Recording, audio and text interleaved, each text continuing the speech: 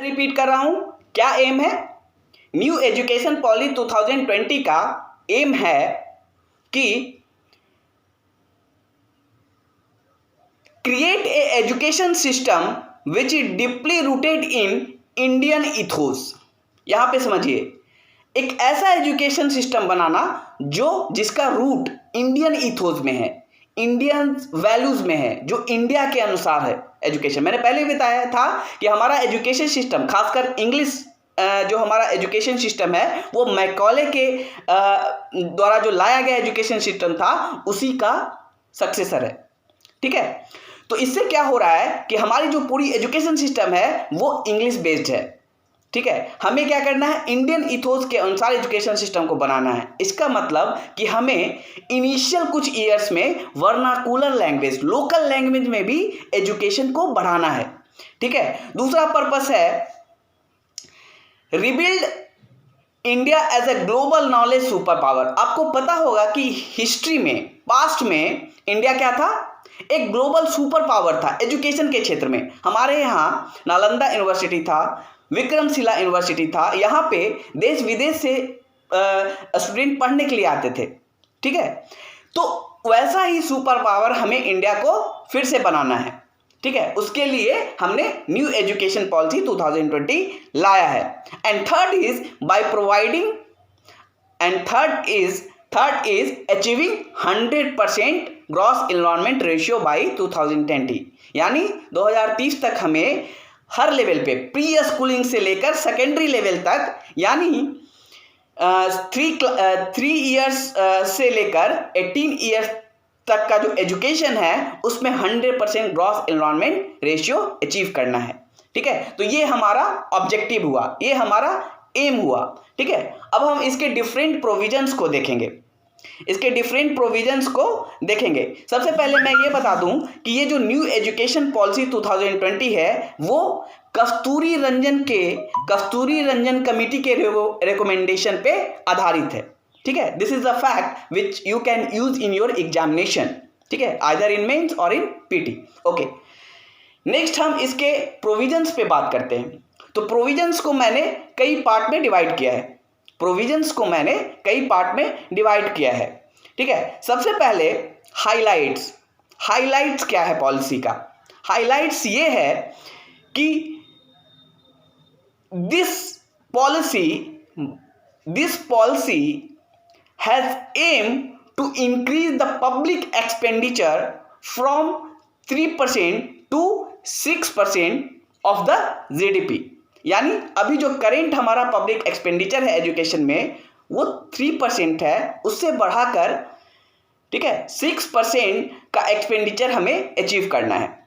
And second is that ministry of human resource and development is to be renamed as ministry of education. ठीक है, जो हमारा HRD ministry था, human resource development ministry, उसका नाम change करके ministry of education रखा गया है, ताकि हमारा फोकस जो है वो एजुकेशन पे दिखे। हमारा क्या फोकस है? एजुकेशन को इनहेंस करना। That's why the name has been changed to ministry of education. Okay, next आते हैं डिजिटल एजुकेशन से रिलेटेड क्या प्रोविजन है। डिजिटल एजुकेशन से रिलेटेड नए इकोनॉमिक जो हमारा एजुकेशन पॉलिसी है उसमें क्या प्रोविजन है? तो सबसे पहला है कि एक ऑटोनोमस बॉडी बनाया जाएगा, एक ऑटोनोमस बॉडी क्रिएट किया जाएगा जिसका नाम होगा the national education technology forum. National education technology forum एक ऑटोनोमस बॉडी बनाई जाएगी। ऑटोनोमस मतलब इसको डिसीजन लेने की स्वायत्ता होगी, ये खुद अपना डिसीजन ले सकेगा। National educational technology forum. ठीक है, इसके पीछे का क्या मकसद है इसे बनाने का? इसके पीछे का मकसद है कि एजुकेशन में टेक्नोलॉजी को इंट्रोड्यूस करना, टेक्नोलॉजी के हेल्प से एजुकेशन को फैलाना, एजुकेशन को इंप्रूव करना with the help of technology. आपको पता होगा कि अभी जो हमारा जो करेंट समय है वो ऑनलाइन टीचिंग का है। क्यों? Due to pandemics and various other regions.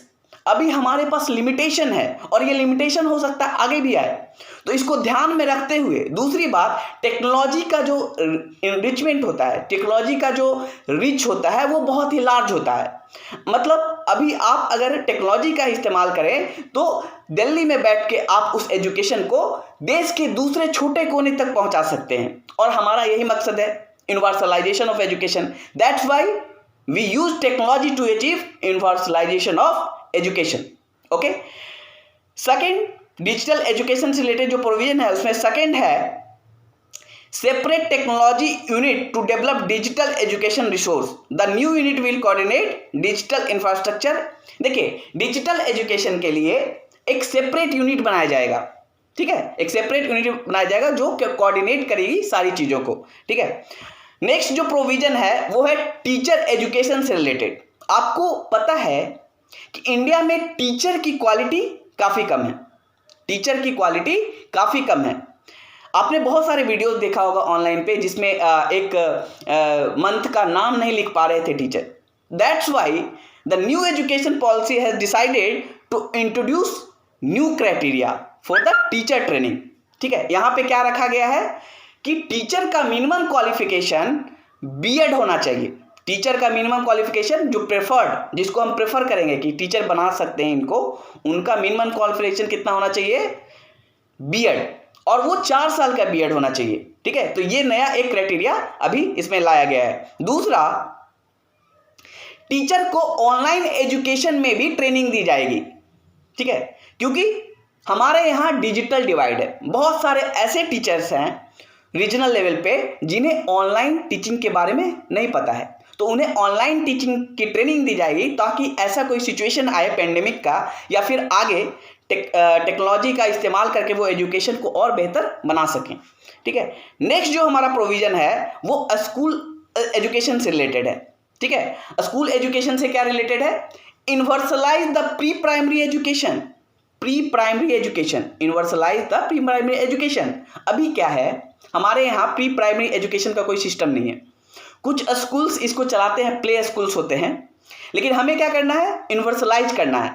यानी यूनिवर्सलाइज का मतलब होता है 3 क्लास से लेकर 6 क्लास के जितने भी बच्चे हैं, 3 ईयर्स से लेकर 6 ईयर्स के बीच के जितने भी बच्चे हैं, उनको सारे बच्चों को प्री प्राइमरी एजुकेशन देना। दैट इज कॉल्ड यूनिवर्सलाइजेशन, यानी सभी को शामिल करना। ऐसा नहीं कि कुछ लोग को दिया जा रहा है, कुछ लोग को छोड़ दिया जा रहा है। जितने भी बच्चे age group 3 to 6 age group में हैं, उनको प्री प्राइमरी एजुकेशन देना, ताकि वो स्कूलिंग का जो इन्वायरमेंट है वो पहले ही उसको एक्रोमेटाइज हो जाए उसके साथ, ठीक है। तो स्कूल एजुकेशन रिलेटेड जो पहला प्रोविजन है वो है यूनिवर्सलाइजेशन ऑफ प्री एजुकेशन। दूसरा है 100% ग्रॉस एनरोलमेंट रेशियो। जैसे मैंने पहले भी बताया कि हमारे यहाँ ग्रॉस एनरोलमेंट रेशियो काफ़ी कम है। उसके पीछे बहुत सारे रीजन है, सोशल, ज्योग्राफिकल, पॉलिटिकल, बहुत सारे रीजन हैं। तो इन सारे रीजन्स को खत्म करते हुए हमें 100% ग्रॉस एनरोलमेंट रेशियो अचीव करना है, खास करके इसमें प्री स्कूलिंग से लेकर सेकेंडरी एजुकेशन तक में, ठीक है। यानी 3 ईयर्स से लेकर 18 ईयर्स के एज के बीच में जो भी एजुकेशन होगा उसमें ग्रॉस एनरोलमेंट रेशियो क्या होना चाहिए, 100% होना चाहिए। ओके, नेक्स्ट है कि क्लास 5 तक बच्चों को मदर टंग में एजुकेशन दिया जाएगा। मैंने अभी बताया था कि वर्नाकुलर लैंग्वेज में, मदर टंग में कोई अगर आसाम का है तो 5th क्लास तक उसे आसामी में पढ़ाई दी जाएगी। बंगाली है तो बंगाली में उसे पढ़ाई दी जाएगी, ठीक है, ताकि वो अपने लैंग्वेज को बेहतर तरीके से समझे। देखिए, बच्चा जो सबसे पहले जो चीज़ सीखता है वो मदर टंग सीखता है। अगर उसे मदर टंग में ही एजुकेशन दी जाए तो वो बहुत उस चीज़ को जल्दी से ग्रैस्प करेगा, ठीक है, और उसमें वो बेहतर कर सकता है, उसका एक मेंटल सेटअप बनेगा। देखिए, 3 ईयर्स से लेकर 6 ईयर्स का जो एज होता है वो काफ़ी इंपॉर्टेंट होता है, ठीक है। इसमें जो मैक्सिमम जो हमारा जो मानसिक विकास होता है, ठीक है, हमारा जो साइकोलॉजी डेवलप होती है वो इसी एज में होती है। तो दैट्स वाई 3 ईयर्स से लेकर 6 ईयर्स का जो एज है उसको प्री स्कूलिंग कहा जाता है और इसको इस पॉलिसी में शामिल किया गया है। और साथ ही में 5th क्लास तक ऐसा बोला गया है कि मदर टंग में एजुकेशन दिया जाएगा, ताकि वो उस चीज़ को बेहतर समझें, ठीक है, और अपनी लोकल टीचर से पढ़ सकें, ठीक है। नेक्स्ट है बोर्ड एग्जाम को बहुत ही ईजियर बनाया गया है। अभी हमारा बोर्ड एग्जाम कैसा है कि हमें रोट लर्निंग पे मजबूर करता है। हमें इतना परसेंटेज लाना है, हमें इतना रटना होगा, ठीक है।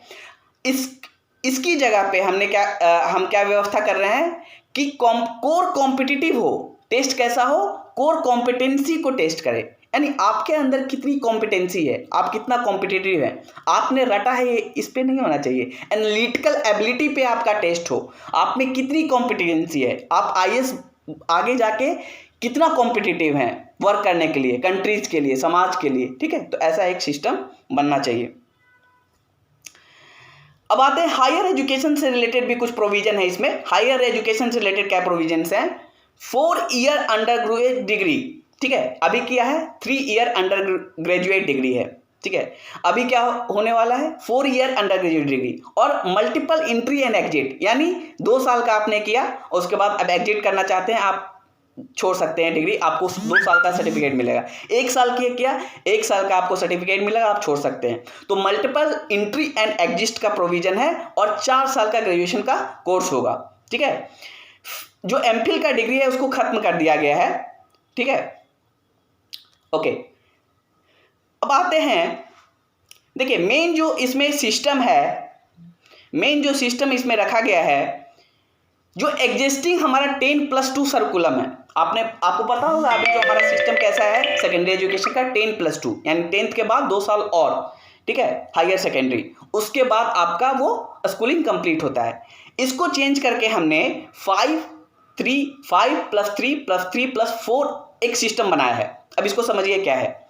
5 का मतलब है 3 years of pre schooling plus grade 1 and grade 2, उसके बाद 3 years यानी ग्रेड 3, ग्रेड 4 एंड ग्रेड 5, उसके बाद फिर से 3 year grade 6, grade 7 and grade 8, उसके बाद 4 years ग्रेड 8, 9, 10, 11 एंड 12।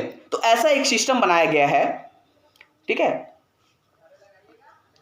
हाँ, तो लास्ट में हम इसके चैलेंज की बात करते हैं। What are the challenges? देखिए एजुकेशन क्या है? एक कंकरेंट सब्जेक्ट है, ठीक है। कंकरेंट का मतलब होता है इस पे स्टेट गवर्नमेंट भी रूल बना सकती है, लॉ बना सकती है, और सेंट्रल गवर्नमेंट भी बना सकती है, ठीक है। और बहुत सारे स्टेट गवर्नमेंट का अपना स्कूल बोर्ड है, ठीक है। तो state government would have to brought one board for actual implementation of this decision. तो सारे स्टेट गवर्नमेंट को क्या करना होगा, जैसे बिहार बोर्ड है, यूपी बोर्ड है, ठीक है, दिल्ली बोर्ड है, तो सारे को एक कॉमन बोर्ड बनाना पड़ेगा इसको, इस एजुकेशन पॉलिसी को इम्प्लीमेंट करने के लिए, और तभी इस एजुकेशन पॉलिसी को हम अचीव कर सकते हैं। Okay, thank you.